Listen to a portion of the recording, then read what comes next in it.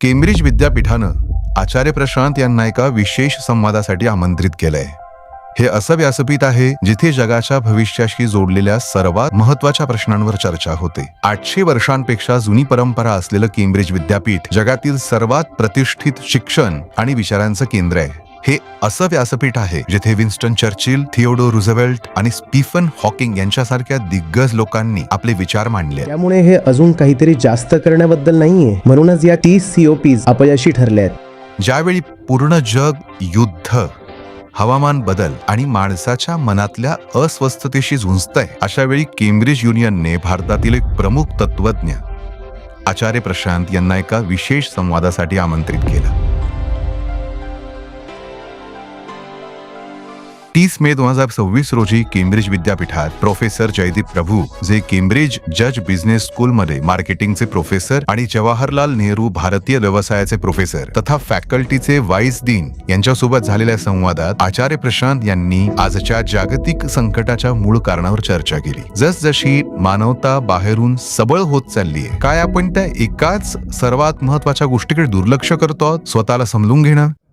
आपल्याला असे पाहुणे लाभले आहेत जे भारताला फक्त एक बाजार किंवा अर्थव्यवस्था म्हणूनच नाही, तर एक संस्कृती आणि जगासाठी विचारांचा उगम म्हणूनही उत्तम प्रकारे ओळखतात. प्रोफेसर जयदीप प्रभू हे केम्ब्रिज जज बिझनेस स्कूलमध्ये Jawaharlal Nehru professor of Indian business and enterprises म्हणून कार्यरत आहेत आणि centre for India and global बिझनेसचे संचालक आहेत. फ्रुगल इनोव्हेशनवरच्या त्यांच्या मार्गदर्शक कामाने जगाने ग्लोबल साऊथ कडून मिळणाऱ्या सर्जनशीलतेकडे कसं पाहावं याचा दृष्टिकोनच बदलून टाकलाय. त्यांच्या अभ्यासा व्यतिरिक्त प्रोफेसर प्रभू हे centre for India and global बिझनेसचे प्रमुख आधारस्तंभ राहिले आणि हे खंबीर मार्गदर्शक राहिले ज्यांनी या संवादाला आणि आपल्या सोसायटीला वर्षानुवर्ष मार्गदर्शन केलंय. आपण त्यांचे खूप मोठे ऋणी आहोत. प्रोफेसर जयदीप प्रभू यांचं कृपया टाळ्यांच्या गजरात स्वागत करावं.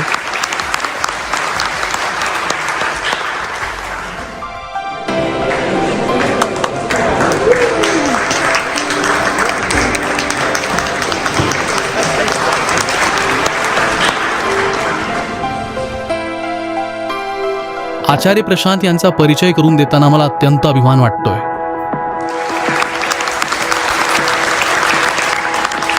आचार्य प्रशांत हे एक तत्वज्ञ आणि लेखक आहेत ज्यांच्या ट्रूथ विदाउट अपॉलॉजी आणि कर्म यांसारख्या पुस्तकांनी धुमाकूळ घातला आहे. व्हॉटिकन्स द्वारा प्रकाशित जगातल्या 100 सर्वात प्रभावशाली जिवंत आध्यात्मिक व्यक्तींच्या यादीत ते पहिल्या 20 मध्ये आहेत. जगभरात 10 कोटींहून अधिक लोक त्यांना ऑनलाईन फॉलो करतात, ज्यामुळे ते जगातील सर्वात जास्त फॉलो केले जाणारे तत्वज्ञ ठरतात. IIT दिल्ली आणि IIM अहमदाबादचे ती माजी विद्यार्थी आहेत. त्यांनी स्वतःला आत्मशिक्षणाच्या व्यापक कार्यासाठी वाहून घेतलंय आणि त्यांच्या शिक्षण कार्यक्रमात आता आयुष्याच्या प्रत्येक क्षेत्रातून आलेले 1,50,000 नियमित नोंदणीकृत विद्यार्थी आहेत. ते अनेक वृत्तपत्रांचे स्तंभलेखक आहेत आणि त्यांना IIT दिल्ली ॲल्युमनी असोसिएशनचा outstanding contribution to national development award आणि पीटाचा most influential vegan of the year यांसारखे प्रतिष्ठित पुरस्कार मिळाले. पर्यावरणीय जबाबदारी आणि हवामान जागरूकतेबद्दलच्या त्यांच्या सखोल विचारांनी त्यांना आपल्या काळातील ग्रहाच्या संकटावरील सर्वात प्रभावी तत्वज्ञांपैकी एक बनवलंय. आचार्य प्रशांतजी, आपल्या उपस्थितीबद्दल धन्यवाद.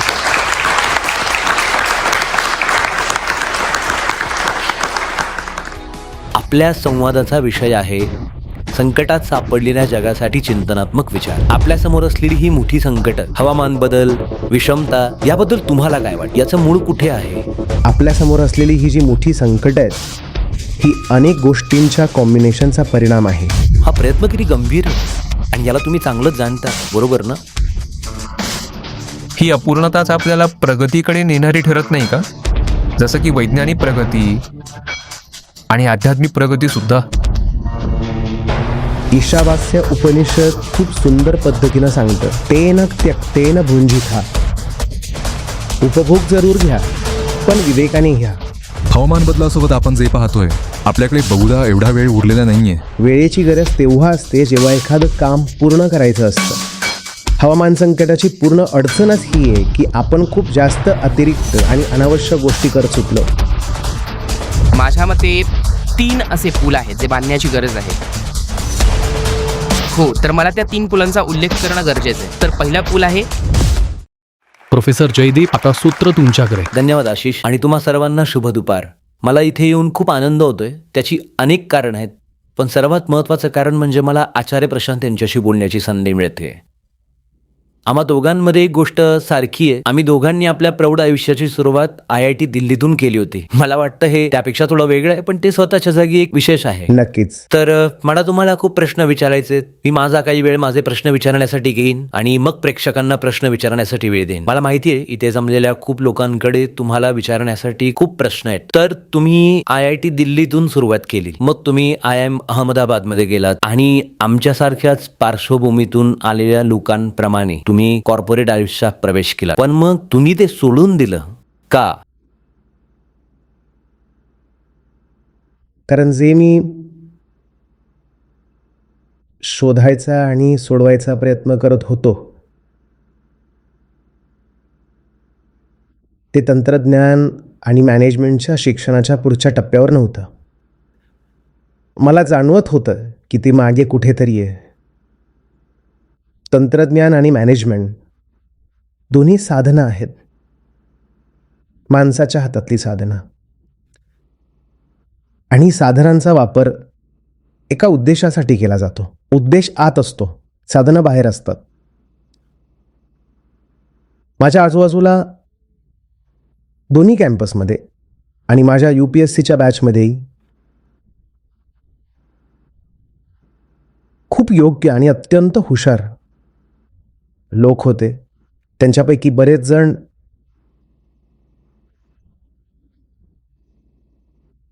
मी नम्रपणे म्हणेन माझ्यापेक्षाही जास्त हुशार होते. तर जेव्हा साधनांचा वापर करायची किंवा त्यांना धार लावण्याची किंवा चालवण्याची गोष्ट यायची तेव्हा ती माझ्यापेक्षाही चांगल्या प्रकारे करू शकत होते किंवा माझ्यापेक्षाही चांगलं करू शकत होते कदाचित. पण तंत्रज्ञान किंवा मॅनेजमेंटचा वापर कशासाठी करायचा आहे हा प्रश्न मला सतावत होता. माणसाला मूळतः काय हवं असतं? आपण आतून कशासाठी तहानलेले असतो? कारण तंत्रज्ञानाचा प्रवाह तर सतत चालत राहिला आहे आणि तंत्रज्ञानाच्या व आर्थिक दृष्टीने आपण आज इतिहासात कधी नव्हतो एवढे समृद्ध आहोत. तरी आपण भांडतोय, तरी गोंधळ आहे, तरी अनेक प्रकारचे मानसिक आजार आहेत, सगळ्या प्रकारच्या अडचणी आहेत. आतून आपण अगदी तसेच राहिलो आहोत जसे अश्मयुगीन काळात होतो. तर बाहेर एवढा प्रचंड बदल झाला आहे. म्हणून मला अशा दिशेत स्वतःला गुंतवायचं होतं जी कदाचित जास्त महत्त्वाची असावी आणि कदाचित अशी दिशा जिच्यावर पुरेशा प्रमाणात पुरेसे लोक काम करत नव्हते. तर मला एवढ्या स्पष्टतेने माहीत नव्हतं. मी आजही दावा करणार नाही की मला आज खूप स्पष्टता आहे, पण त्यावेळी ते सगळं धुसर होतं. तरीसुद्धा मी त्या धुक्यातून मार्ग काढायचा प्रयत्न केला. धडपडलो, अडखळलो. मी अजूनही तेच करतोय. तुम्ही खूप नम्र आहात. तर हा एका क्षणाचा साक्षात्कार होता की हळूहळू झालेली प्रक्रिया होती? हे सगळं हळूहळू होत गेलं आणि ही प्रक्रिया आजही सुरूच आहे. तर ही एक प्रश्नांची एक मालिका, त्या पाठोपाठ प्रयोग, त्या पाठोपाठ निरीक्षण, त्या पाठोपाठ मिळालेली अंतर्दृष्टी, मग पुन्हा नवीन प्रयोग आणि मग एक असा चौरस्ता जिथून फुटणारे खूप सारे रस्ते दिसायचे. मग तिथून एका दिशेने पुढे जायचं, समजायचं की इथे काम बनत नाही आहे, मग दुसरं काहीतरी दुसरीकडे किंवा सरळ U-टर्न, सगळ्या प्रकारच्या गोष्टी केल्या. हा एक खूप लांबचा प्रवास राहिला आहे. तर ही एक प्रक्रिया आहे. ही एक प्रक्रिया आहे, निश्चितच ही एक प्रक्रिया आहे. आपल्या संवादाचा विषय आहे संकटात सापडलेल्या जगासाठी चिंतनात्मक विचार. आपल्या समोर असलेली ही मोठी संकटं, हवामान बदल, विषमता, याबद्दल तुम्हाला काय वाटतं? याचं मूळ कुठे आहे? ही जी मोठी संकटं आपण पाहतोय हे दोन गोष्टींचं मिश्रण आहे. आपल्या आत असलेली क्षुद्रता आणि बाहेर आपल्या हातात असलेली प्रचंड ताकद. या दोन गोष्टींना घ्या, त्यांचा गुणाकार करा, दशकानुदशकं आणि शतकानुशतकं वाढू द्या आणि समोर जे उभं राहतं ते आहे एक मोठं संकट. आतून आपण क्षुद्रच राहिलो, आतून आपण अजूनही खूप आदिम आहोत, अगदी त्याच गुहेतल्या माणसासारखे ज्याचा मी उल्लेख केला. आतून आपण ते आहोत आणि बाहेर आपल्याकडे मोठी ताकद आहे, प्रचंड ताकद आहे. आपण फक्त या ग्रहावरच हुकूमत गाजवत नाही आहोत, लवकरच आपण आपल्या उपग्रहावर आणि कदाचित दुसऱ्या ग्रहांवरही गाजवू. खूप समृद्ध, खूप ज्ञानी, खूप जोडलेले, खूप सुसज्ज हे सगळं आपल्याकडे आहे आणि हे सगळं खूप मोठं आहे. विशेषतः जेव्हा तुम्ही या तथ्याशी तुलना करतात की नद्यांची ताकद बदललेली नाही किंवा इतर प्रजाती बौद्धिक किंवा आर्थिकदृष्ट्या एवढ्या विकसित झालेल्या नाहीत. मानवजात आज प्रचंड शक्तिशाली आहे आणि आतून तेवढीच क्षुद्र आहे जेवढी खूप वर्षांपूर्वी होती. हे दोन्ही मिळून एक धोकादायक कॉम्बिनेशन बनतं. मग आपण या आपल्या कमजोर घटकाला कसं मजबूत करायचं, मुकाबला करण्यासाठी, याच्याशी जुळवून घेण्यासाठी? खूप सुंदर आणि योग्य प्रश्न. पहा, सर्वात आधी मी बाहेरच्या प्रगतीचं महत्त्व नाकारत नाही आहे, बरोबर. मला समजतंय की तंत्रज्ञान महत्त्वाचं आहे, मॅनेजमेंट महत्त्वाचं आहे, धोरणं महत्त्वाची आहेत. मी त्याच पार्श्वभूमीतून येतो. मला माहिती आहे विज्ञानाने आपल्याला काय दिलंय आणि मी त्याचा मनापासून खूप खूप आदर करतो. मी हे म्हणतोय की जे आपण बाहेर करतो ते गरजेचं तर आहे पण पुरेसं नाही आहे. साहजिकच तिथे जे घडतंय ते आपल्याला हवंच आहे. अडचण तिथे जिथून सुरुवात होते. अडचण आतमध्ये आहे. जर माणसाला स्वतःच्या भावना, स्वतःची प्रेरणा माहीत नसेल, स्वतःच्या इच्छांचं मूळ माहीत नसेल, तर तो उपलब्ध सर्व साधनांचा वापर फक्त आतली भूक अजून अजून वाढवण्यासाठीच करेन आणि ही आतली भूक कधीही न भागणारी आहे. संपूर्ण ग्रहाचं शोषण करून त्याला संपवलं जाऊ शकतं, तरी आपण आतून भुकेलेच राहू. म्हणूनच बाहेर जे करत आहोत त्यासोबतच, हो ते सगळं ठीक आहे, ते सगळं ठीक आहे, बाहेर जे करत आहोत त्यासोबतच आपल्याला व्यापक स्तरावर आत्मशिक्षणाची गरज आहे. विद्यार्थ्यांपासून अगदी 4-5 वर्षांच्या लहान मुलापासून ते 90-100 वर्षांच्या वृद्धांपर्यंत आपण सगळ्यांनी स्वचे विद्यार्थी बनायला शिकलं पाहिजे. आणि हीच एक गोष्ट आपल्या संगोपनात, आपल्या शाळा, कॉलेज आणि विद्यापीठांमध्ये पूर्णपणे गायब राहिली आहे. आपल्याला स्वतः व्यतिरिक्त जगातल्या प्रत्येक गोष्टीबद्दल शिकवलं जातं. मग होतं ते आहे की जे काही आपल्याला शिकवलं जातं आणि सशक्त केलं जातं ते फक्त एक साधन किंबहुना एक शस्त्र बनून जातं. ती आतली इच्छा पूर्ण करण्यासाठी जी आपण कधीच समजूनच घेतलेली नाही. आपण मिळवणे यावर काम करतो. मी ते कसं मिळवू, हे कसं मिळवू, ते कसं मिळवू. आपण इच्छेवर काम करत नाही. आणि ती इच्छा कोणती तांत्रिक गोष्ट नाही आहे. ती इच्छा आत असलेली एक गुणात्मक उपस्थिती आहे जे तपासलीच जात नाही. कोणताही कॅट स्कॅन, कोणताही MRI आत बसलेल्या आणि अगणित गोष्टी मागणाऱ्या या इच्छेला कधी दाखवू शकणार नाही. आणि तरीही आत बसलेल्या त्या एका इच्छेमुळेच या ग्रहावरची प्रत्येक गोष्ट हलते. माणसाने बनवलेली प्रत्येक गोष्ट. अशी कोणती गोष्ट आहे का जी माणसाने बनवली आहे आणि ती इच्छा पूर्ण करण्याच्या उद्देशाने बनवलेली नाही? नाही नाही नाही, मी इच्छेला वाईट म्हणत नाही आहे. मी विचारतोय की जर ती माझी इच्छा आहे आणि मी माझं एकच मौल्यवान आयुष्य ती इच्छा पूर्ण करण्यात घालवणार आहे, तर मला हे माहीत असायला नको का की ती इच्छा येते कुठून? ती माझी स्वतःची इच्छा आहे का? मी स्वतःचा तरी आहे का? ही ज्याला आपण स्व म्हणतो, ही गोष्ट तरी माझी आहे का? नक्की काय अस्तित्वात आहे? ज्याला आपण सचेतन माणूस म्हणतो तो काय आहे? तर हे प्रश्न आहेत. मी असं म्हणत नाही की यावर कधी विचार झाला नाही, झालाय. पण आपल्याला अशा परिस्थितीची गरज आहे जिथं प्रत्येक वर्गात, प्रत्येक घरात, प्रत्येक संवादात यावर विचार केला जाईल. हा या ग्रहावर होणारा सर्वात महत्त्वाचा संवाद असण्याची गरज आहे.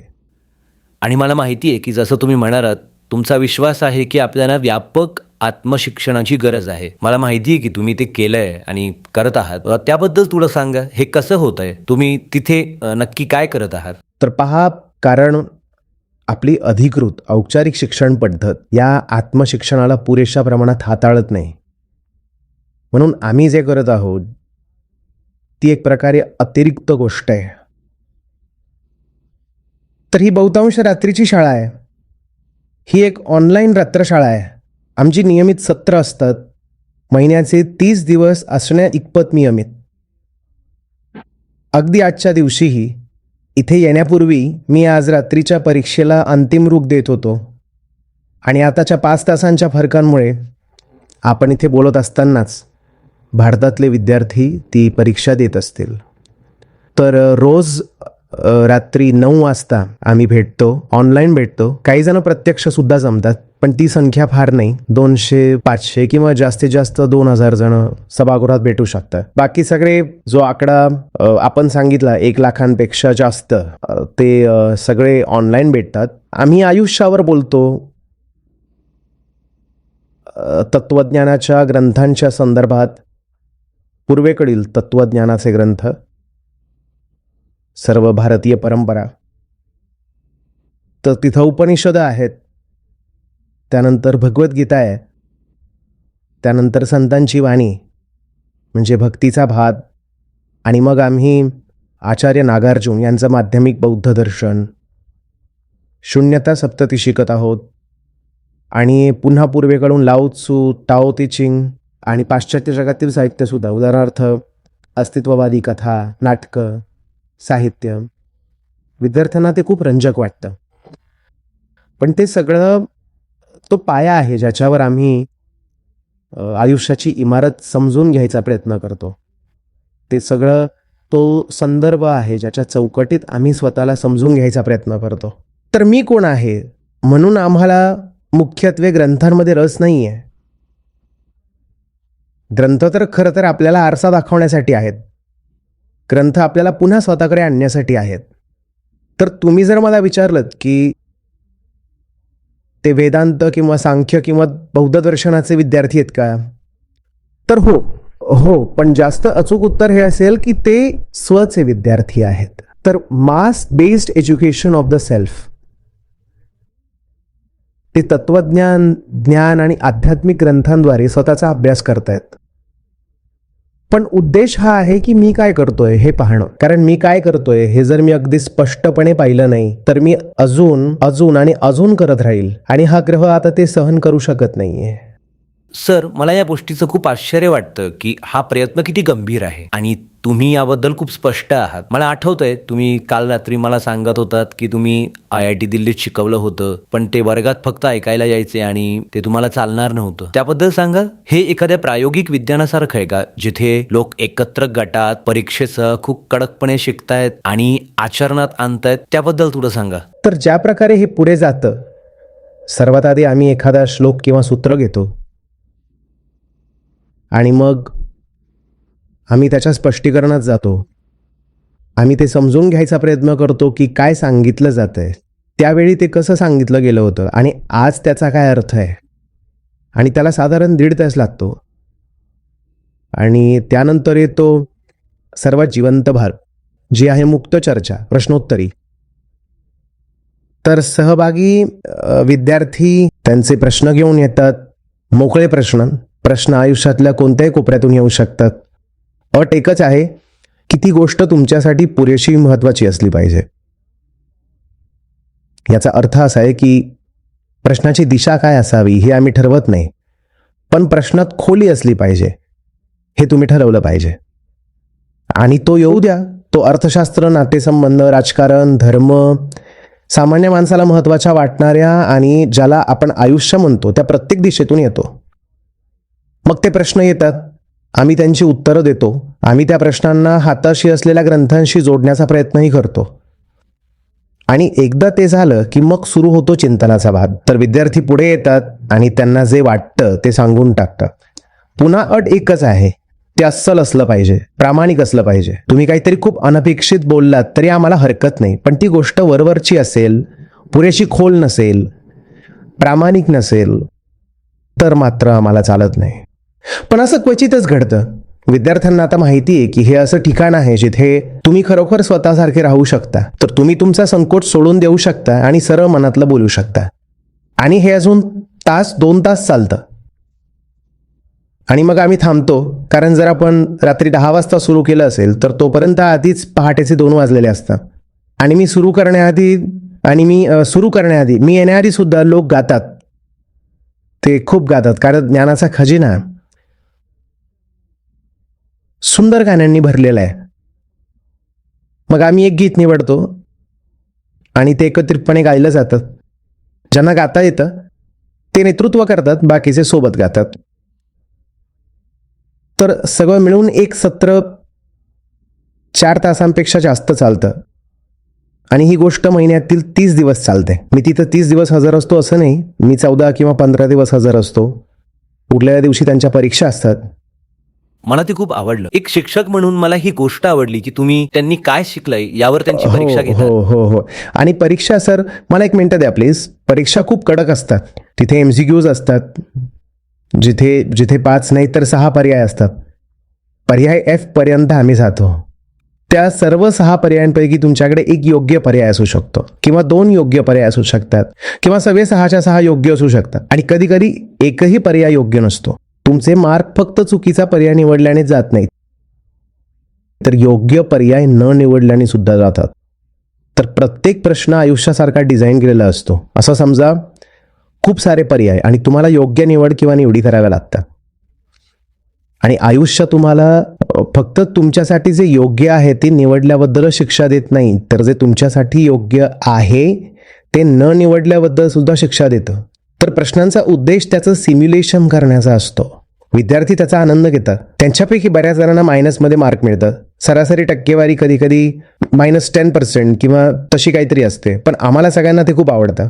कठीण आहे हे. हो, मला प्रश्नपत्रिका काढायला आवडतं, त्यांना प्रश्नांची उत्तरं द्यायला आवडतं आणि हा आमच्या सर्वांसाठी एक तर सुंदर हे प्रवास सुद्धा असतो. रंजक आहे की हे खूप गंभीर आहे, कडक आहे, पण तुम्ही मजा सुद्धा करता आणि या तंत्रज्ञानाचा वापरही होतोय. मी ते ऍप पाहिलं, खूप प्रभावी आहे, जे तुमच्या टीम मधल्या एकाने विकसित केलंय. त्याने मला काल रात्री दाखवलं होतं. मी तुम्हाला खूप प्रश्न विचारू शकतो. मला माहिती आहे माझ्याकडे अजून बरेच प्रश्न आहेत, पण मला वाटतं हेच योग्य होईल. इथे खूप लोक जमली आहेत ज्यांना तुम्हाला प्रश्न विचारायचे. तर मला प्रेक्षकांसाठी व्यासपीठ मोकळं करायला आवडेल. कृपया तुमचे हात वर करा आणि आम्ही तुमच्यापर्यंत माईक आणू. खूप खूप धन्यवाद. खूप प्रभावी आहे जे तुम्ही सांगत आहात. माझा प्रश्न असा होता, तुम्ही अशा संस्कृतीत ही गोष्ट घेऊन येत आहात जिथं स्वबद्दल, स्वतःच्या व्यक्तित्वाबद्दल बोलण्याला प्रोत्साहन दिलं जात नाही. आणि मला आश्चर्य वाटतंय, कारण भारतात लहानाची मोठी होणं आणि मग युरोपमध्ये येणं आणि हे समजणं की तुम्हाला काय हवंय हे तुम्ही बोललं पाहिजे, दुसऱ्यांना काय हवंय ते नाही. तर हे कसं आहे, कारण तुम्ही जे सांगत आहात ते खूप सुंदर आहे, स्वतःचा शोध, पण समूहाला खूप महत्त्व देणाऱ्या संस्कृतीत लहानाचं मोठं होणं हे कसं असतं? हे पहा मॅडम, स्व हे असं एकच केंद्र आहे जे लपवलं जाऊ शकत नाही. तर वेगवेगळ्या संस्कृतींकडे स्वतःला हाताळण्याचे वेगळे मार्ग असतात, किंवा मी असं म्हणेन की स्वतःशी जुळवून घेण्याचे. कारण स्व ही अशी गोष्ट आहे जी तुम्ही जे काही आहात त्या प्रत्येक गोष्टीत स्वतःला प्रदर्शित करते. तुम्ही उच्चारलेल्या प्रत्येक शब्दात, प्रत्येक कृतीत, घेतलेल्या प्रत्येक निर्णयात, प्रत्येक ठिकाणी तेच ते केंद्र आहे जे हे सगळं वजन उचलतंय. तर ते कसंही करून व्यक्त होतंच.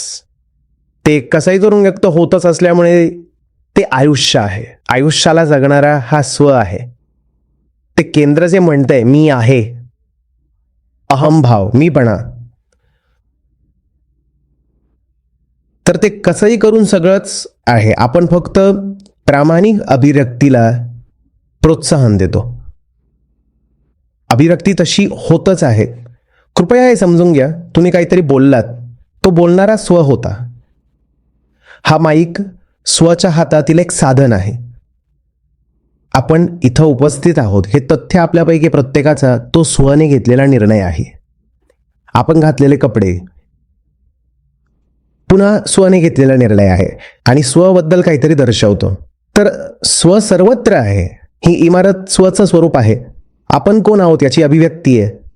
रस्ते, आपल्याकडे असलेली शिक्षणाची पद्धत, ही संस्कृती जी कधी कधी स्वने व्यक्त व्हावं असं इच्छिते आणि कधी कधी त्याला दाबून टाकू पाहते, ही संस्कृती स्वतः सुद्धा स्वचीच निर्मिती आहे. तर स्वला दाबून टाकलं जाऊ शकत नाही. तथापि स्व हा आरशात न पाहण्याचा प्रयत्न करू शकतो. स्व सर्वत्र आहे, पण स्वचं एक वैशिष्ट्य म्हणजे तो बाहेर पाहणारा आहे. जसे हे डोळे स्वतःकडे पाहू शकत नाहीत आणि कान स्वतःचे आवाज ऐकू शकत नाहीत, पण ते इकडून तिकडून त्यांच्याकडे येणारं सगळं काही जमा करतात. तसंच स्व सर्वत्र आहे, पण स्वतःकडे पाहायचं की नाही याचा निर्णय घेण्याचा पर्याय स्वकडे असतो. आम्ही काय करतोय आमच्या सत्रांमध्ये, आमच्या शिक्षण कार्यक्रमात, ते म्हणजे स्वला एक आरसा उपलब्ध करून देणे, providing a mirror to the self. तुम्ही प्रत्येक गोष्टीकडे पाहत आहात आणि ज्याच्याकडे तुम्ही पाहत आहात ती तुमचीच निर्मिती आहे. जेव्हा तुम्हाला तुमच्या आजूबाजूला स्वतःकडेच पाहायला एवढं आवडतं, तर तुम्ही सरळ स्वतःकडेच का पाहत नाही? तर जी शिक्षण पद्धत आपण आणण्याचा प्रयत्न करतो तो फक्त एक आरसा आहे, तो फक्त एक आरसा आहे, दुसरं काही अतिरिक्त नाही. आणि ही प्रामाणिकपणाची गोष्ट आहे, बरोबर? आरशात फक्त स्वतःचा चेहरा पाहणे आणि सत्याचा सामना करायला तयार असणे. आणि जर तुम्हाला वाटलं की तिथं डागाच्या रूपात काहीतरी आहे, तर ते सरळ पुसून स्वच्छ करा. सोपं आहे, एवढंच. आपल्याकडे तुमच्यासाठी अजून एक प्रश्न आहे. माझा आवाज येतोय? मी अक्षय सावंत. गेल्या 3 वर्षात तुम्ही दिलेल्या ज्ञानाचा मला खूप फायदा झालाय. खूप खूप धन्यवाद आचार्यजी. Most welcome. माझा प्रश्न असा आहे, तुम्ही अपूर्णतेबद्दल खूप बोललात. अगदी जन्माला आल्यापासून आपण या अपूर्णतेचा अनुभव घेतो आणि प्रभावीपणे तोच आपल्या आतला क्षुद्र मी असतो. मी तुमच्यासारखाच इंजिनिअरिंगच्या पार्श्वभूमीतून येतो.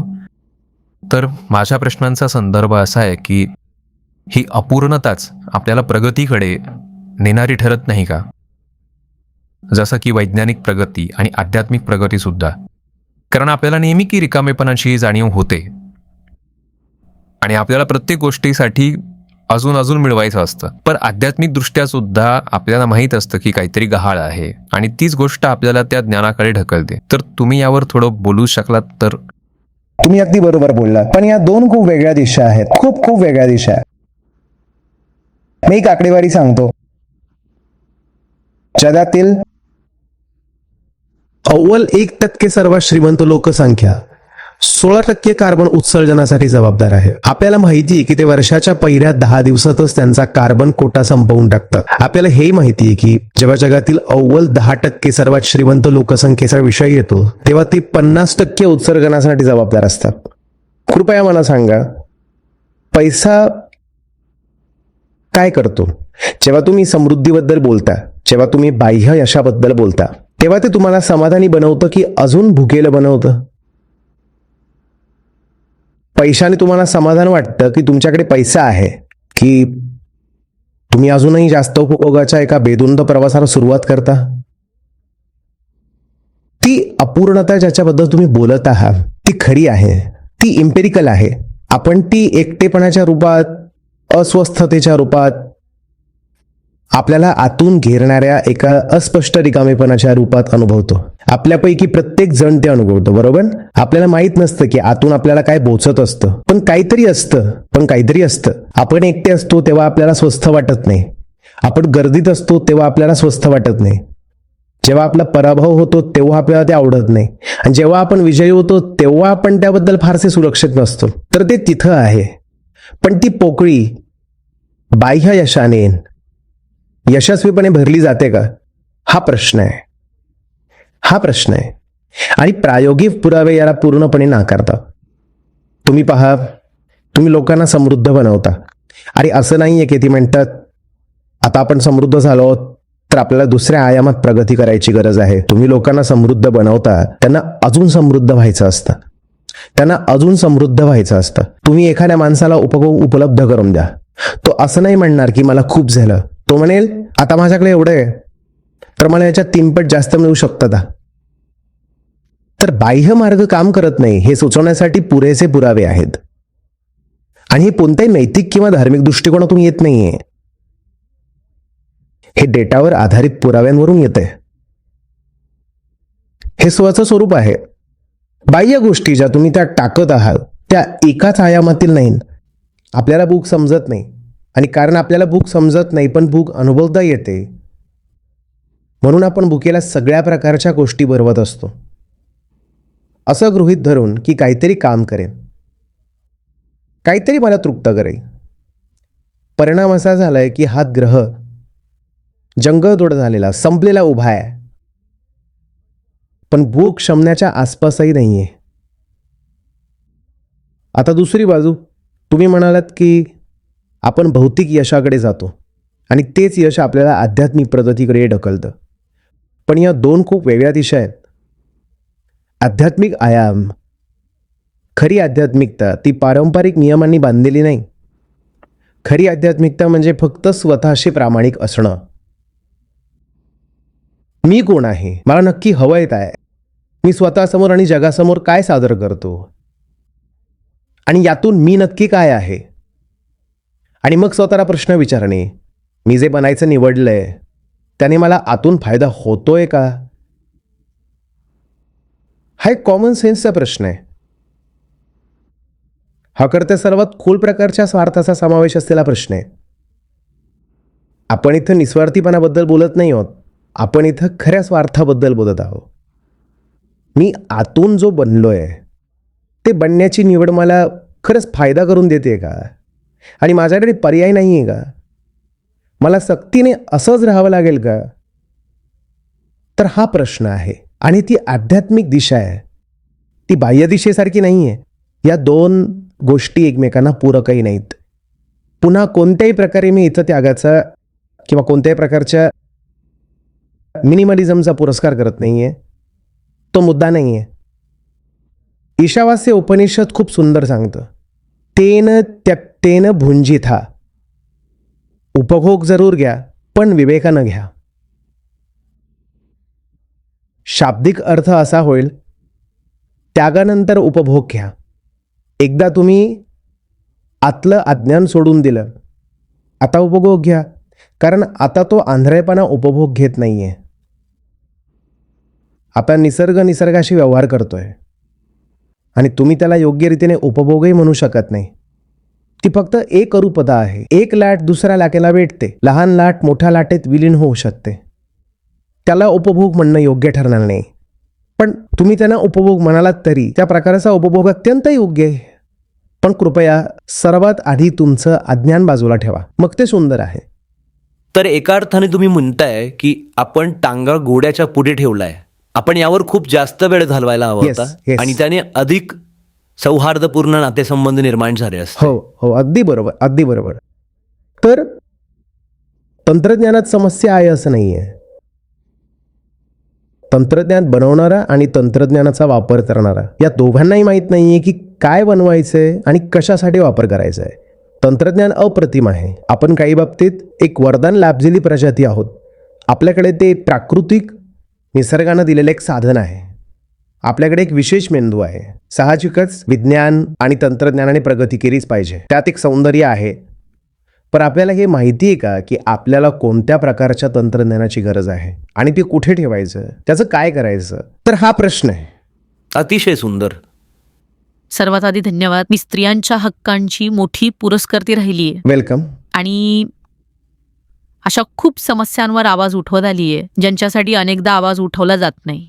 त्यासाठी धन्यवाद. आणि माझा एक खूप छोटा प्रश्न असा आहे की आपण हे कोणत्या वयात सुरू करायला हवं. आणि तुमच्या या विचारांशी मी सहमत आहे की आपण हे सुरू करत नाही आहोत आणि आपण लोकांच्या शिक्षणातील एक मोठा भाग गमावत आहोत जो दिला जायला हवा होता, जो खूप पूर्वी दिला जायचा पण आता नाही. हे कोणत्या वयात सुरू व्हायला हवं.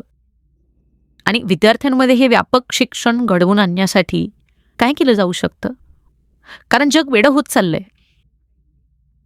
जर आपण हे ग्रॅज्युएशन किंवा पोस्ट ग्रॅज्युएशनच्या वेळी करत राहिलो तर तोपर्यंत माझे विचार आधीच बनलेले असतात आणि माझ्या आजूबाजूच्या समाजाला सरावलेले असतात. त्यापेक्षा खूप लहान वयात हे सुरू करणं सर्वात उत्तम आहे. तर यावर तुमचे काय विचार आहेत. धन्यवाद. खूप सुंदर प्रश्न. आणि इथं जे कोणी मुलांच्या संपर्कात आहेत, पालकत्व करणारे शिक्षक,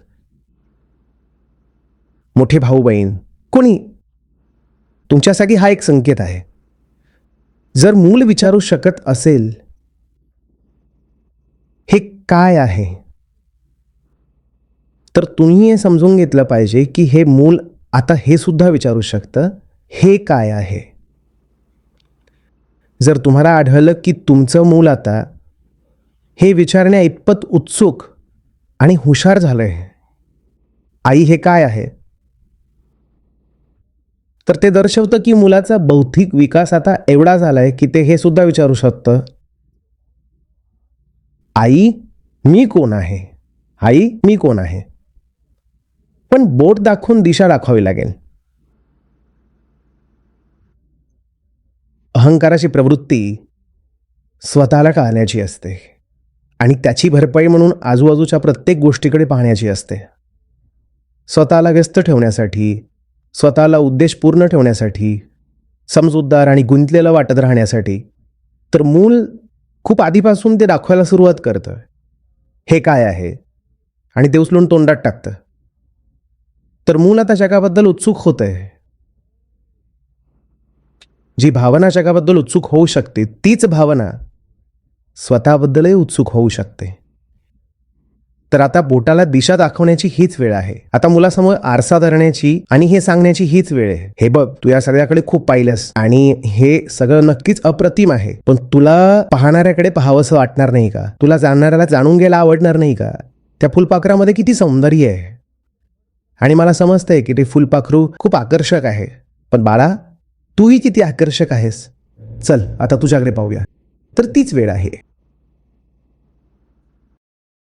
धन्यवाद आचार्यजी. अनेक ठिकाणच्या एवढ्या साऱ्या लोकांना तुम्हाला ऐकण्यासाठी प्रवास करून आलेलं पाहणं खूप छान वाटतंय. भारतात लहानाचा मोठा होत असताना मला वारंवार सांगितलं गेलं की सर्वात कठीण गोष्ट म्हणजे स्वतःच्या आतल्या घटकाला जिंकणं, आणि मला त्याचा अर्थ कधीच समजला नाही. आणि आता जेव्हा मी इतर गोष्टी केल्या तेव्हा मला त्याचं महत्त्व दिवसेंदिवस जास्त जाणवतंय. तर तुम्ही जितकं जास्त तुमच्या आतल्या घटकावर लक्ष केंद्रित करता तितके तुम्ही स्वतःला या भांडवलशाही दृष्टिकोनापासून आणि समाजापासून आणि ज्या गोष्टी तुम्हाला स्वतःसाठी बनवायच्या आहेत त्यापासून दूर करत जाता. किंवा जितकं जास्त तुम्ही भांडवलशाही भागावर बाहेरचं स्वरूप बनण्यावर लक्ष केंद्रित करता तितकं तुम्ही आतल्या घटकावर कमीत कमी लक्ष केंद्रित करता. आणि जर तुम्ही स्वतःवर जास्त लक्ष केंद्रित केलं तर ते तुम्हाला काही बाबतीत मवाळ बनवून टाकतं. तर यावर तुमचे काय विचार आहेत? हा असा एक तडजोडीचा मार्ग आहे का जो दोन्हीमध्ये सांभाळावा लागतो? आतला घटक व्यवस्थापित करणं आणि बाह्य यश मिळवणं, की आपण दोन्ही गोष्टी जास्तीत जास्त करू शकतो, किंवा आपण हे कसं मॅनेज केलं पाहिजे? अतिशय उत्तम प्रश्न. कृपया पहा, भांडवल सुद्धा स्वसाठी एक वस्तूच आहे. स्व हा विश्वातील सर्व वस्तूंचा एकमेव कर्ता आहे. भांडवल ही एक वस्तू आहे. भांडवलाचा अभाव ही सुद्धा एक वस्तूच आहे. आणि अहंकाराला या सर्व वस्तूंमध्ये स्वतःचं मनोरंजन करायचं असतं, जेणेकरून त्याला स्वतःकडे पाहावं लागू नये. आणि जेव्हा तुम्ही एखाद्या वस्तूकडे पाहता तेव्हा त्यात गुंतण्याचा एक मार्ग हा असतो, वस्तू अप्रतिम आहे, मला तिचा पाठलाग करायचा आहे. गुंतण्याचा दुसरा मार्ग हा असतो, वस्तू वाईट आहे, चला तिला टाळूया, तिला सोडून देऊया, तिच्या विरुद्ध ओरडूया. भांडवल हे फक्त भांडवल आहे. भांडवल ही एक वस्तू आहे. भांडवल हे एक साधन आहे. त्याचा विवेकाने वापर करा. त्याचा विवेकाने वापर करा आणि आयुष्य सुंदर होईल. त्याचा अविवेकाने वापर करा आणि तुम्ही स्वतःला उद्ध्वस्त करून घ्याल. गरिबीत काही ग्लॅमरस किंवा भव्य किंवा आध्यात्मिक किंवा पवित्र असं काही नाही आहे, बरोबर? या विरोधी गोष्टी नाही आहे. आणि मॉडेलनेच ज्ञानाच्या संपूर्ण क्षेत्राचं खूप नुकसान केलं आहे.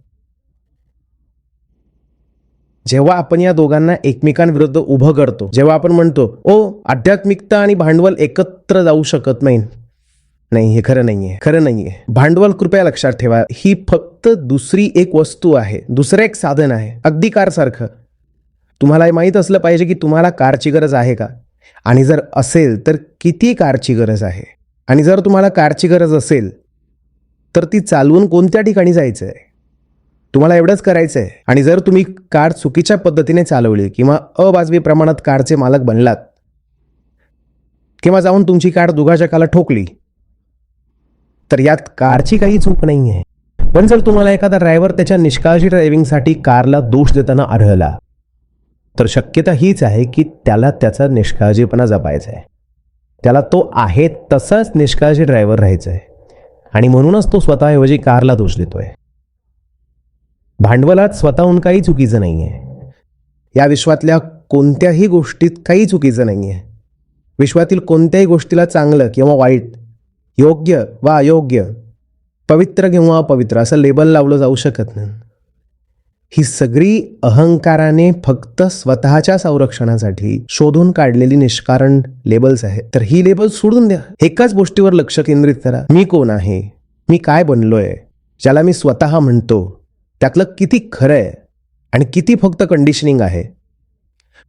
मी एवढा घाबरलेला काय आहे आणि मी माझ्या भीतीला सुंदर रंग देण्याचा प्रयत्न का करतोय. मला आदर का हवा आहे. आदर मिळण्याच्या किंवा आदरणीय होण्याच्या बदल्यात मला काय हवंय. तर हे खरे प्रश्न आहेत. कारण आध्यात्मिकतेचं आणि धर्माचं खूप मोठं क्षेत्र हे असं बनून गेलंय, ही गोष्ट करणे, ती गोष्ट सोडणे, किंवा पैसा सोडून देणे, ते उचलणे, त्या ठिकाणी प्रवास करणे, या मार्गाने जगणे, त्या मार्गाने विचार करणे टाळणे. विचार करण्यासाठी हे महान विचार आहे, तीच विचारधारा आहे जी तुम्ही टाळली पाहिजे. नाही, या सगळ्या वस्तू आहेत, कृपया लक्षात ठेवा.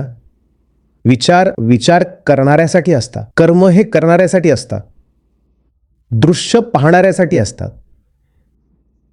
त्याच्या केंद्रात असलेल्यावर लक्ष केंद्रित करा.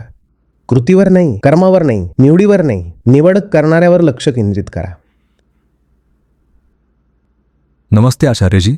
आज तुमच्यासोबत असणं हा एक सन्मान आहे. मी 2 वर्षांपासून गीता समागमशी जोडलेलो आहे आणि मी नेदरलँड्समध्ये राहतो. माझा प्रश्न असा आहे, तुम्ही जे करत आहात ते अतुलनीय आहे, पण हवामान बदलाबाबत आपण जे पाहत आहोत आणि त्याचा जगभरातील लोकांवर कसा परिणाम झालाय हे खूप भयानक आहे. तुम्ही जी क्रांती घडवून आणण्याचा प्रयत्न करत आहात ती घडवून आणण्यासाठी कदाचित आपल्याकडे एवढा वेळ उरलेला नाहीये. तर पुढचा काय मार्ग आहे? पुढचा मार्ग अगदी तोच आहे ज्यावर आता आपण चर्चा करत होतो, मास based education of the self. तसंच कृपया लक्षात ठेवा, जर तुम्हाला अंतर पार करायचं असेल तर तुम्हाला वेळेची गरज असते. तुम्ही आधीच कुठे उभे आहात हे पाहण्यासाठी तुम्हाला वेळेची गरज नसते.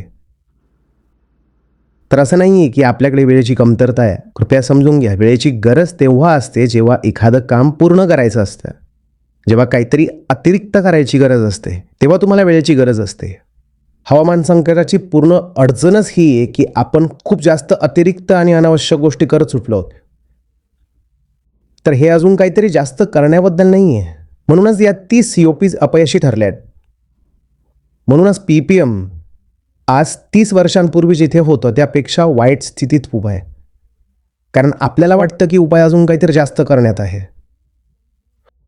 हवामान संकट आमच्यावर एलियसने लादलंय, आता त्याच्याशी लढण्यासाठी काहीतरी करूया. नाही साहेब, हवामान संकट ही तुम्ही स्वतः केलेली गोष्ट आहे. ते करणं थांबवणं गरजेचं आहे आणि थांबवायला वेळ लागत नाही. पोचायला वेळ लागतो, वेग वाढवायला वेळ लागतो. तुम्ही जिथे आहात तिथेच थांबायला किती वेळ लागतो? हवामान आपत्ती टाळण्यासाठी अतिरिक्त पावलांची गरज नाही आहे. गरज कशाची आहे? तर आपण जे करत आहोत ते फक्त थांबवण्याची गरज आहे. आणि कृपया मला सांगा, फक्त थांबायला खरोखरच खूप जास्त वेळ लागतो का? फक्त थांबण्यासाठी? आता त्यासाठी वेळेपेक्षा जास्त नियत लागते. आणि कृपया हेही लक्षात ठेवा, हवामान संकट थांबवण्यासाठी जर तुम्ही अजून काहीतरी जास्त करणं या दृष्टीने विचार केला तर करण्यासाठी ऊर्जेची गरज असते आणि ऊर्जा स्वतःच उत्सर्जन आहे. तर उत्सर्जन थांबवण्याच्या नावाखाली आपण म्हणतो की आपल्याला अजून काहीतरी जास्त करायची गरज आहे आणि अजून जास्त करण्यात आपण अजून जास्त उत्सर्जित करतो. तर हे सगळे फारसे समजूतदारपणाचे विचार नाही आहेत. पहिली गोष्ट म्हणजे मला वाटतं तुम्ही खूप महत्त्वाचं काम करत आहात आणि सध्या मी लीडरशिप कोचिंगवर लक्ष केंद्रित करतोय. तर एका अर्थाने मी सुद्धा त्याच मूळ गोष्टीवर काम करतोय, जी गोष्ट तुम्ही एका मोठ्या शैक्षणिक आणि सामाजिक पातळीवर साध्य करायचा प्रयत्न करताय. पण मी अशा महत्त्वाच्या माणसांवर लक्ष केंद्रित करतोय जे सत्तेच्या ठिकाणी आहेत, ज्यांच्यावर निर्णय घेताना सर्वात जास्त दबाव असतो आणि जे वरच्या पातळीवरून पूर्ण व्यवस्थेवर प्रभाव पाडत असतात. जर तुम्ही अगदी खालच्या पातळीवरून सुरुवात करत असाल, म्हणजे आपण अगदी विरुद्ध दिशेने चाललो आहोत, तर आपण मध्ये कुठेतरी भेटू आणि एकत्र मिळून काम करू शकू अशी आशा आहे. आणि माझ्या मते 3 असे पूल आहेत जे बांधण्याची गरज आहे. हो, तर मला त्या 3 पुलांचा उल्लेख करणं गरजेचं आहे. पहिला पूल आहे पुरुषी आणि स्त्रीत्व दृष्टिकोनात, म्हणजे हे जग अनुभवण्यात आणि जगात आपलं योगदान देण्यात. दुसरा पूल आहे पाश्चात्य आणि पूर्वेकडील जगाकडे पाहण्याच्या आणि जग अनुभवण्याच्या पद्धती. आणि तिसरा पूल आहे जुन्या राजकीय अर्थव्यवस्थेत जी कमतरता आणि सत्तेवर आधारित होती, आणि नवीन डिजिटल AI अर्थव्यवस्थेत जिथे समृद्धी जास्त शक्य आहे. आणि कदाचित प्रश्न हा आहे की आपण आज ज्या प्रकारे काम करतो त्यापेक्षा अधिक चांगल्या प्रकारे ही पूल बांधायला कसे सुरुवात करू शकतो. हा खूप मोठा आणि व्यापक प्रश्न आहे. मॅस्क्युलिन आणि फेमिनिन दृष्टिकोन जोडणे, जुनं आणि नवीन जोडणे, पाश्चात्य आणि पूर्वेकडील विचार जोडणे. मी एका साध्या प्रश्नाने याचं उत्तर देतो. तो पूल ओलांडून पलीकडे जाणारा नक्की कोण आहे, आणि पलीकडे जाताना त्या माणसाची खरोखर बदलण्याची नियत आहे का? मी पुलाच्या या बाजूनं जसा आहे तसाच हुबेहूब पुलाच्या पलीकडे गेल्याकडे राहू शकतो. तर नियत खरंच आहे का? आणि त्या नियतीशिवाय काही काम करत नाही. हे सगळे पूल खूप उपयोगी ठरू शकतील, पण त्यापेक्षा कितीतरी पट जास्त महत्त्वाची गोष्ट आहे आतला प्रामाणिकपणा. माझी खरोखर बदलण्याची नियत आहे का? नाहीतर मी सगळ्या प्रकारच्या बौद्धिक, तांत्रिक आणि आध्यात्मिक पद्धती वापरू शकतो, मोठमोठे शब्द वापरू शकतो, आणि तरीही यशस्वीपणे मी जसा होतो तसाच राहीन. आपल्याला जेव्हन्स पॅराडॉक्स माहितीच आहे, बरोबर ना? आपण विचार करत आलो आहोत की तंत्रज्ञान आणि धोरणांच्या जोरावर आपण प्रदूषण, उत्सर्जन आणि वाईट गोष्टींवर नियंत्रण मिळवू शकतो. आणि तंत्रज्ञान ही अशीच एक गोष्ट आहे जी तुम्ही तुमच्या प्रश्नात मांडली. तंत्रज्ञान यशस्वी होतं का? 150 वर्षांपेक्षा जास्त काळापूर्वी जेव्हन्सने काय शोधून काढलं होतं की ब्रिटनमध्ये जशी वाफेची इंजिन्स जास्त सक्षम झाली, कोळशाचा वापर कमी होण्याऐवजी कित्येक पटीने वाढला. तीच गोष्ट आपण कॉम्प्युटर्सच्या बाबतीत पाहिली आहे. आज कॉम्प्युटरचा वेग खूप वाढला आहे, पण कॉम्प्युटिंगसाठी लागणारी वीज 1980 किंवा 90च्या दशकापेक्षा कितीतरी पटीने जास्त लागते. AI, डिजिटल गोष्टी, सर्व्हेलन्स, हे सगळं कितीतरी पट जास्त वीज खातं आहे, जरी प्रोसेसिंग पॉवर खूप पटीने वाढली आहे. तीच गोष्ट LED बल्बच्या बाबतीत दिसते.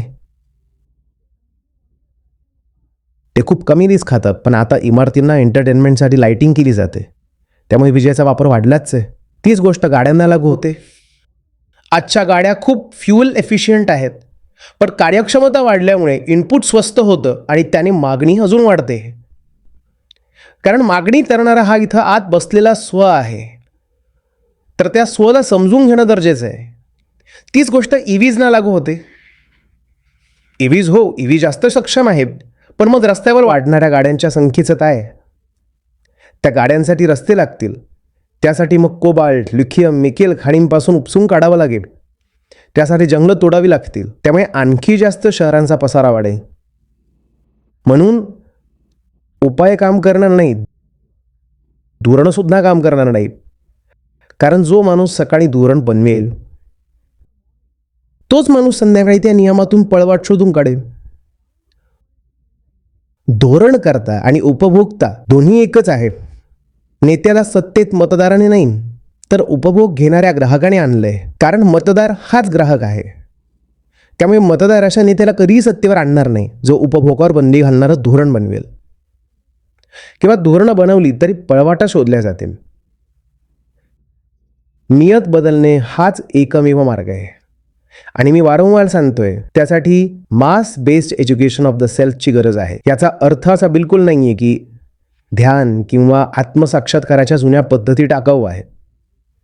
याचा अर्थ असाही नाही की धोरण बनवण्याच्या किंवा तंत्रज्ञानाच्या नवीन पद्धती टाकाऊ आहेत. यातलं काही टाकाऊ नाही आहे. हे सगळं खूप खूप गरजेचं आहे. उपनिषद विद्या आणि अविद्याबद्दल बोलतात. बाह्य जगातलं ज्ञान आणि आतला आत्मसाक्षात्कार हे दोन्ही एकत्र चालले पाहिजेत. समतोल नाही आहे. आपलं त्यावर ध्यान नाही आहे. आपण त्या बाजूला खूप जास्त काम केलं आहे आणि या बाजूला खूपच कमी. हा पूर्ण विषय याबद्दलच आहे.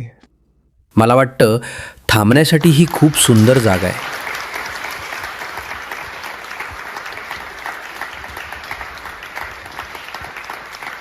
खूप खूप धन्यवाद आचार्यजी. समतोल साधण्यात मदत केल्याबद्दल खूप धन्यवाद. या संवादात आणि सामान्यतः सुद्धा खूप खूप धन्यवाद. खूप खूप आभार. प्रोफेसर प्रभू, खूप खूप धन्यवाद आम्हा सगळ्यांसाठी हा अद्वितीय संवाद घडवून आणल्याबद्दल.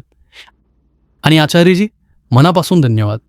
या खोलीत बसलेल्या बहुतांश लोकांसाठी मागचा 1 तास हा फक्त एक सत्र नव्हतं, तर तो एक थांबण्याचा क्षण होता. दैनंदिन गोंधळापासून मागे हटून स्वतःला ते खोल प्रश्न विचारण्याचा जे आपण टाळत आलो आहोत. तुमची स्पष्टता, तुमचा प्रामाणिकपणा आणि कटू सत्य मऊ न करता सांगण्याची तुमची पद्धत, आजच्या पिढीला याचीच गरज आहे. आणि या पिढीला विद्या आणि अविद्या या दोन्हीमध्ये समतोल साधायचा आहे. जसं की तुम्ही म्हणालात, आपण दिलेल्या वेळेबद्दल आम्ही मनापासून आभारी आहोत. धन्यवाद आचार्यजी. आता मी मिस्टर सुयश भट, जे ग्लोबल एज्युकेशन लॅबचे संस्थापक आणि आमचे मार्गदर्शक आहेत, आणि मिस्टर अखिल गुप्ता, ICICI बँक UK यांना विनंती करतो की त्यांनी पुढे येऊन प्रोफेसर प्रभू आणि आचार्यजींचा सत्कार करावा.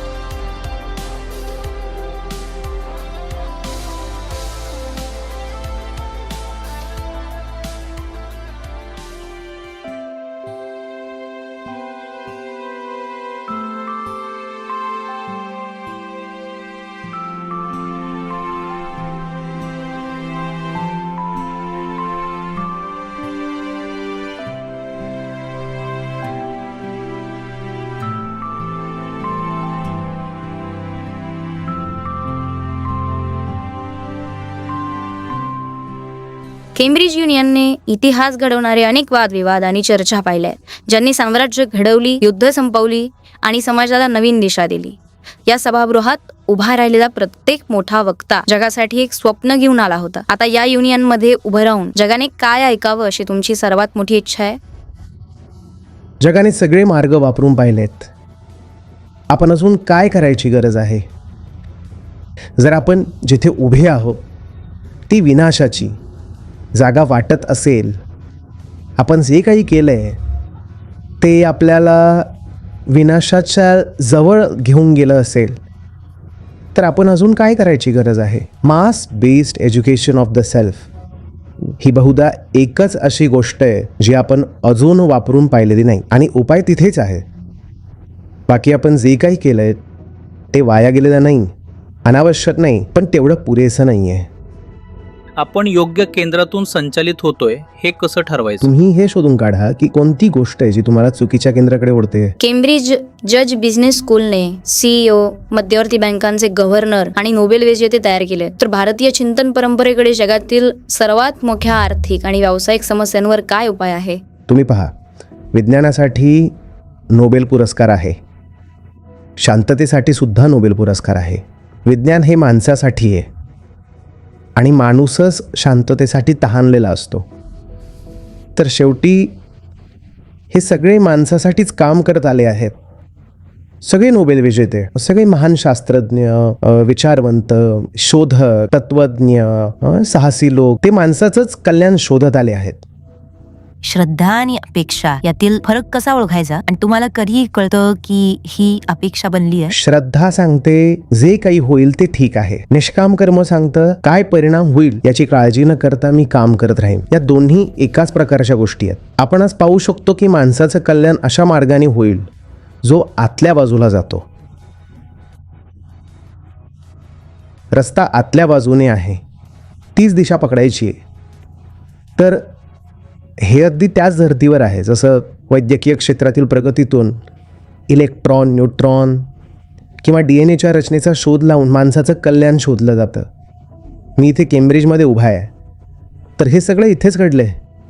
आणि मग त्याच उद्देशासाठी, त्याच ध्येयासाठी आपल्याला आता जास्त बारकाईने स्वतःकडे पाहण्याची गरज आहे. आणि आपल्याला जर हेच माहीत नसेल की निवड करणारा कोण आहे, तर केलेल्या निवडी फारशा समजूतदारपणाच्या असणार नाहीत. जर आपल्याला हेच माहीत नसेल की शोध लावणारा कोण आहे, तर शोध विनाशकारी ठरू शकतात. म्हणूनच ध्यान पुन्हा स्वतःवरच केंद्रित करावं लागेल, कारण तिथूनच या सगळ्याची सुरुवात होते आणि त्यासाठीच हे सगळं घडत असतं. तीच सुरुवात आहे आणि तोच शेवट आहे. तर हे अगदी त्याच दिशेने आहे. मी तुमच्याशी पूर्णपणे सहमत आहे. एखाद्याला कसं वाचवायचं? त्याला वाचवण्यासाठी माझ्या प्रयत्नांना एक मर्यादा आहे. मला जितकं जास्त हे दिसायला लागेल की त्याला वाचवणं म्हणजे स्वतःलाच वाचवणं आहे, तेवढी कर्मातले अडथळे गळून पडायला लागतील. केम्ब्रिज हे विज्ञान आणि तंत्रज्ञानाचं केंद्र राहिलंय आणि इथे अनेक नोबेल विजेते तयार झालेत. भारतातील सध्याच्या उष्णतेच्या लाटेच्या संदर्भात तुम्हाला वाटतं का की तंत्रज्ञानाकडे यावर काही उपाय आहे? नाही, खरं तर नाहीच. पहा, तंत्रज्ञान हे कार्यक्षमतेसाठी असतं, बरोबर ना? मला जे करायचं आहे ते मी कमीत कमी प्रयत्नात जास्तीत जास्त कसं करू शकेन, हीच तर तंत्रज्ञान आहे. कमी इनपुटमध्ये जास्त आउटपुट मिळवणं, बरोबर ना? आणि आपण या सगळ्याचा संबंध भारतात आणि अगदी लंडनमध्ये अनुभवत असलेल्या उष्णतेच्या लाटेशी जोडतो. 3 दिवसांपूर्वी लंडनमध्ये खूप विचित्र उष्णतेची लाट होती. तो कार्बन तयार करणारी आग ती माणसाच्या आतमध्ये आहे. तुम्ही कोण आहात हे ओळखा. एकदा तुम्ही स्वतःला ओळखलत की तुमच्यासाठी खरोखर काय योग्य आहे हे तुम्हाला कळेल. आणि तुमच्यासाठी खरोखर काय योग्य आहे हे कळल्यावर पुढे काय होईल याची काळजी न करता त्यात स्वतःला झोकून द्या. आधीचं मूळ शोधल्याशिवाय ती आग इथे आहे, माणसाच्या अहंकारात आहे, न तपासलेल्या मानवी केंद्रात. आणि तुमच्याकडे कोणतंही तंत्रज्ञान किंवा धोरण असो, जर आगीच्या मूळ कारणावरच काम केलं नाही तर ती आग त्या प्रत्येकाला जळून खाक करेल. योग्य केंद्र हे खऱ्या आनंदाचं केंद्र असतं, त्याला जॉय म्हणतात. तुम्हाला काय हवंय, तात्पुरती मज्जा की खरा आनंद?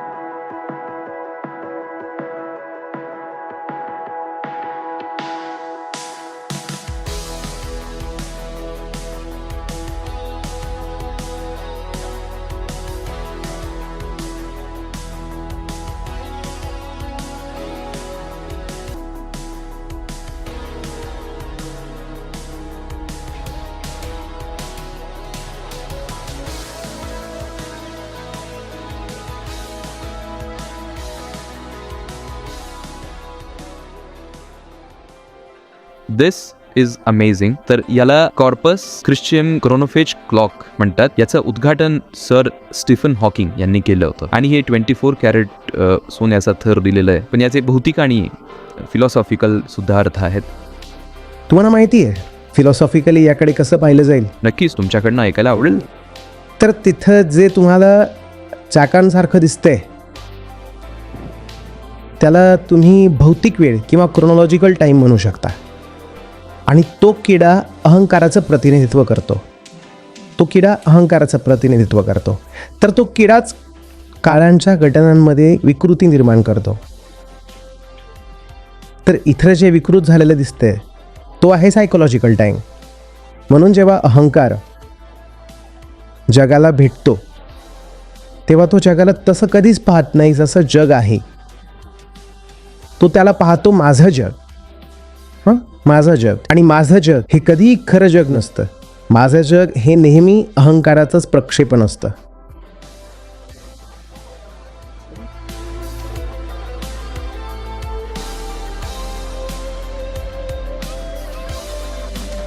तर इलेक्ट्रॉन, न्यूट्रॉन, प्रोटॉन या सगळ्यांचा शोध सर्वात आधी इथेच लागला होता.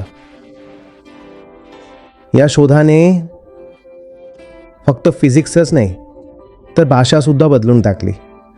ॲटम. ॲटमचा शब्दशः अर्थ व्हायचा जे नष्ट होऊ शकत नाही आणि ज्याचे तुकडे होऊ शकत नाही. एकदा इलेक्ट्रॉन आला तर ॲटमचेही तुकडे झाले.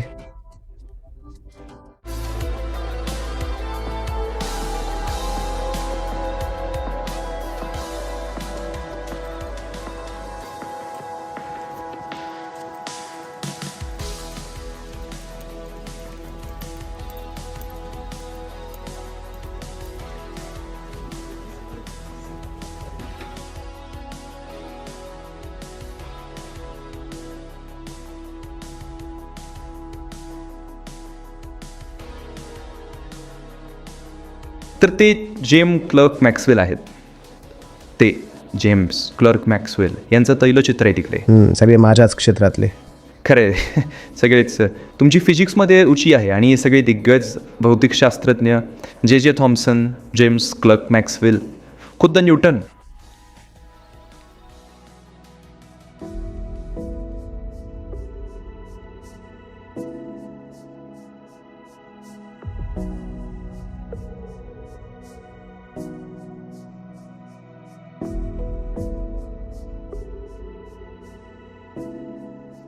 तर वरच्या बाजूला रेन लायब्ररी आहे. तिथे न्यूटन आणि रामानुजन यांचे मूळ ग्रंथ ठेवलेले आहेत. सर्वात जुने उपलब्ध ग्रंथ. अल्केमी टेस्ट म्हणू शकता तर ते तिथं सगळे आहेत. आणि अर्थातच प्रिन्सिपिया मॅथमॅटिका त्याची सुद्धा प्रत तिथे आहे. पण त्याच्या अगदी खाली तो जो कॉरिडॉर आहे तिथे न्यूटनने स्वतः आवाजाच्या वेगाचा शोध लावला होता. तर त्याने आधी सूत्र मांडलं आणि नंतर प्रयोगाने ते सिद्ध झालं. मला वाटतं त्या 15% चूकही होती पण सिद्धता तिथेच झाली होती. तर तुम्ही पाहू शकता इथे खुर्च्या टेबल आहेत आणि लोक परीक्षेपूर्वी अभ्यास करतायत. आवाजाचा वेग मोजण्यासाठी प्रयोगाची रचना सुद्धा इथेच करण्यात आली होती.